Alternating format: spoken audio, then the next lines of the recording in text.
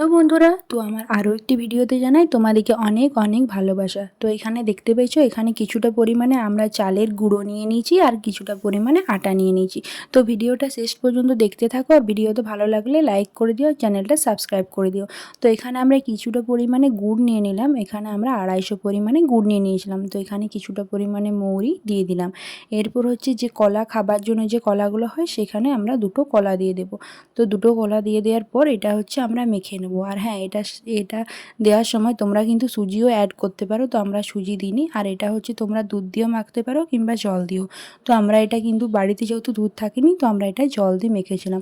তো এখানে দিয়ে দিয়েছিলাম 2টো কলা, 250 পরিমাণে দুধ, একটু লবণ আর একটু মৌরি আর কয়েকটা পরিমাণে কিশমিশ। তো এখন আমরা বাড়িতে যেহেতু দুধ থাকেনি, তো আমরা এখানে জল দিয়ে মেখে নিচ্ছি।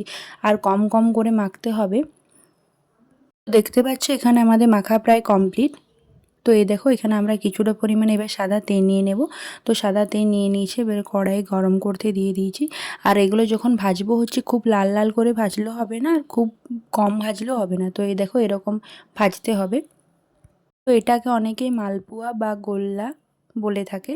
তো এই দেখো, আমাদের এখানে প্রায় ভাজা কমপ্লিট। তো এই দেখো, এটা গোল গোল শেপের ভাজতে হবে। আর এটা কিন্তু খেতেও কিন্তু খুব সুন্দর হয়।